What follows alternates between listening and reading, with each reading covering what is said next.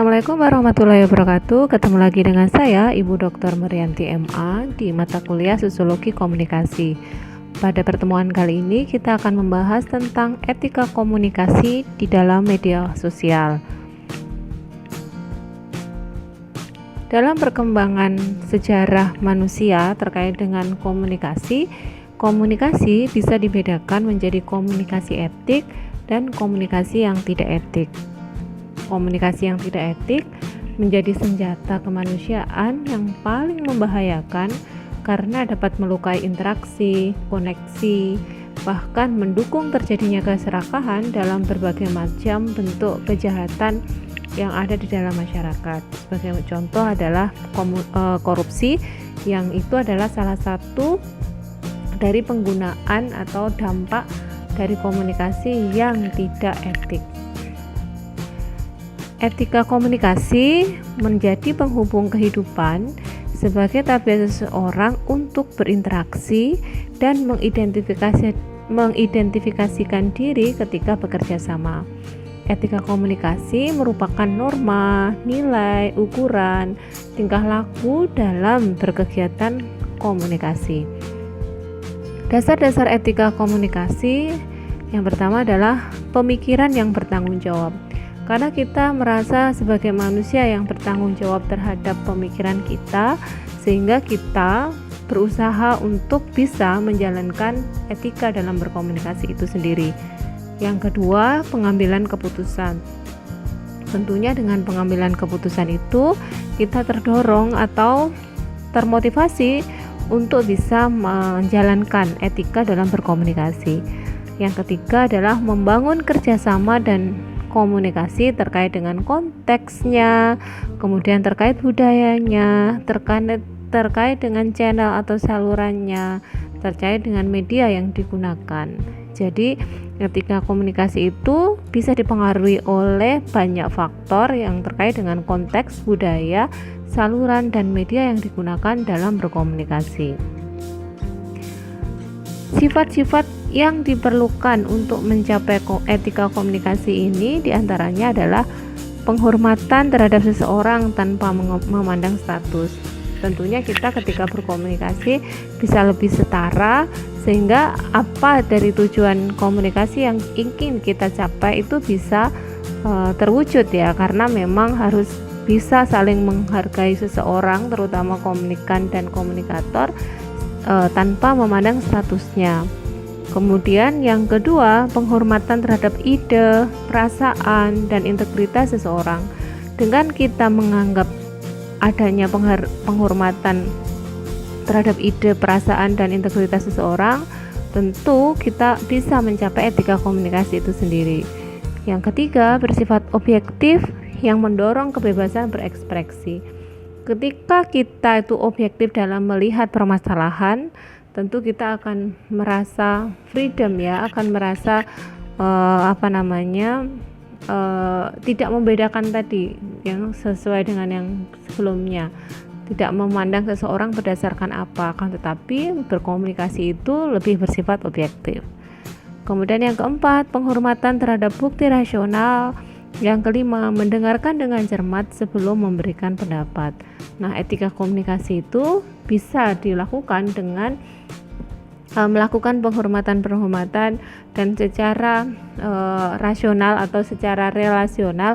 Itu adalah kita memikirkan apa yang akan kita lakukan dalam komunikasi itu sebelum kita berkomunikasi atau berpendapat terhadap orang lain. Nah, dalam konteks sekarang ini, media sosial itu sangat mendominasi dalam setiap komunikasi yang dilakukan dalam masyarakat ya. Media sosial menjadi sarana untuk seseorang menyampaikan informasi, seseorang mempengaruhi orang lain, seseorang mendapatkan keuntungan ekonomi, politik, dan sebagainya, sehingga media massa menjadi sarana yang sangat penting untuk saat ini, sehingga dalam berkomunikasi melalui media sosial itu harus menggunakan etika. Kenapa etika itu penting dalam media sosial? terkait dengan komunikasi yang terjadi di media sosial merupakan komunikasi yang terjadi antar negara yang memiliki budaya yang berbeda. Kita nggak kenal kan siapa yang kita ajak bicara dalam media sosial itu, yang kita ajak komunikasi. Nah, karena kita memiliki atau karena kita tidak tahu dia, sehingga menghormati atau memiliki etika komunikasi ini sangat penting, sehingga kita tidak jet lag dengan budaya yang berbeda. Kita sudah mempersiapkan bahwa di dalam media sosial itu budayanya pasti berbeda kan satu sama lain, sehingga kita sudah harus mempersiapkan etika berkomunikasi itu. Kemudian di media sosial itu sebenarnya hidup dalam dunia anonim yang tidak mengharuskan identitas asli untuk berinteraksi. Akun-akun yang kita pakai di dalam media sosial itu kan bentuknya note-note yang kita tidak tahu apakah dia benar atau salah, atau dia siapa, dia dari mana, dia sungguhan nggak sih, dia itu sebenarnya bohongan nggak sih, jangan-jangan dia hanya menggunakan hal-hal yang sebenarnya pencitraan saja, tidak sesungguhnya. Nah, sehingga hal itu kita perlu menggunakan etika yang benar. Dengan menggunakan etika yang benar, kita akan tidak terjebak pada bahwa komunikasi itu kita salah orang gitu kan. Kita salah berkomunikasi dengan menggunakan kata-kata yang menurut kita pantas, menurut orang lain yang tidak pantas. Karena standar yang kita gunakan adalah etika. Kemudian di internet sendiri ya, di media massa atau media sosial di dalam yang sering dipakai dalam kehidupan sehari-hari itu sangat memungkinkan seseorang untuk berinteraksi dengan menggunakan etika. Jadi kita diminta untuk keanggotaan atau keikutsertaan kita di media sosial itu selalu terkunci dengan password dengan username yang apabila kita tidak kenal, kita tidak diperbolehkan masuk. Itu adalah salah satu bentuk etika yang diterapkan di media sosial, di mana kita sebagai penggunanya itu sudah seharusnya menghormati atau tetap juga menggunakan etika ketika kita bermedia sosial. Nah, ada yang disebut dengan netiquette. Netiquette itu merupakan etika menggunakan internet yang dirumuskan oleh The Internet Engineering Task Force. Jadi ada etika-etika tertentu loh yang harus ditaati oleh kita sebagai pengguna media sosial, yang itu diharapkan kita terapkan sehingga kita tidak mengalami cultural lag ya, tidak menghormati budaya pengguna internet yang lain. Etika yang perlu kita terapkan di media sosial diantaranya adalah selalu memperhatikan penggunaan kalimat. Jadi kita perlu menggunakan kalimat yang tidak sarkastik ya, yang datar saja sebenarnya, tapi cukup informatif apa yang ingin kita sampaikan.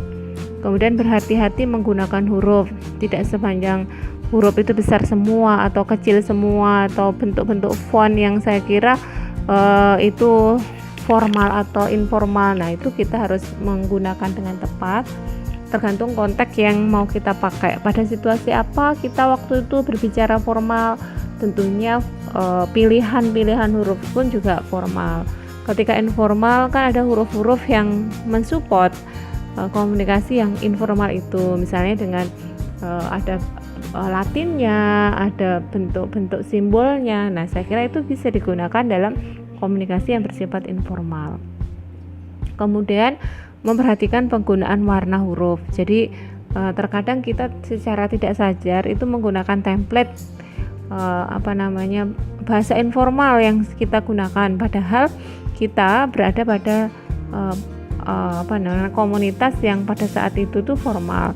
Nah, tentu kita harus selalu memperhatikan ya, warna huruf pun harus kita perhatikan sehingga kita tidak terjebak, wah dia menggunakan warna merah, sebenarnya marah gitu kan. Sebenarnya mungkin maksud kita bukan seperti itu, tapi bisa jadi ditangkap berbeda hanya dengan menggunakan warna huruf yang berbeda. Pemilihan simbol dan icon yang tepat. Jadi simbol dan icon jangan sampai salah ya. Kita pengennya tersenyum, kemudian kita salah pencet, marah. Nah, itu menimbulkan kesalahtaafsiran dari komunikan sehingga menimbulkan salah paham. Menggunakan bahasa yang sesuai. Bahasa yang kita gunakan harus sesuai pada situasi apa, dengan siapa, membahas apa. Nah, itu harus kita sesuaikan dengan bahasa yang kita gunakan. Memberikan respon dengan segera. Jadi ini kayaknya sepertinya sudah menjadi aturan yang sudah diketahui bersama bahwa ketika kita menggunakan media sosial itu sebaiknya fast respon. Ketika kita mengupload sesuatu, kemudian ada komen, nah seharusnya kita memang segera merespon ya, karena memang bahasa itulah yang kita pakai gitu, dan kesopanannya itu karena bisa jadi kita membalasnya dengan cepat. Memberikan informasi dengan referensi dan referensi yang jelas. Jadi jangan sampai kita terjebak pada penyebar hoax ya, yang memberikan referensi yang tidak jelas, kemudian tidak memancing pertentangan. Jadi diharapkan komunikasi yang kita sampaikan itu tidak menimbulkan konflik antar pihak yang kita ajak komunikasi. Nah, itu ya etika di media sosial. Aturan inti netiquette itu ya, itu didasari bahwa kita semua manusia saat berada di internet sekalipun. Jadi pasti kita ingin diperlakukan sopan oleh orang lain ya kan. Kalau misalnya ada orang lain yang nggak sopan, pasti kita akan marah, kita akan kecewa, kita akan emosi dan sebagainya. Jadi penggunaan etika dalam berkomunikasi itu didasari oleh kita itu manusia yang sama, baik secara online ataupun offline, sehingga memerlukan sikap aturan yang sama.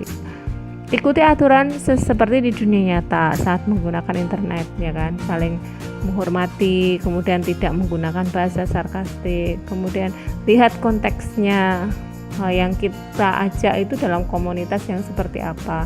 Kalau menggunakan bahasa gaul nggak masalah kita menggunakan bahasa gaul, tapi kan tidak semuanya kan, ada juga yang bahasa formal. Nah, kita ikuti itu. Ingatlah di mana-mana pada saat online. Jadi kita itu berada di komunitas apa, seperti yang saya sampaikan tadi ya. Di komunitas apa kita saat online tersebut. Bisa jadi di grup kampus. Nah, saya kira menggunakan bahasa-bahasa yang disepakati bersama. Kemudian komunitas yang kita hobi kita tentu menggunakan bahasa-bahasa yang disepakati oleh kelompok itu sendiri. Kemudian menghormati orang lain pada saat online ya. Jadi jangan sampai kita terjebak bahasa-bahasa yang menimbulkan sarkastik gitu kan.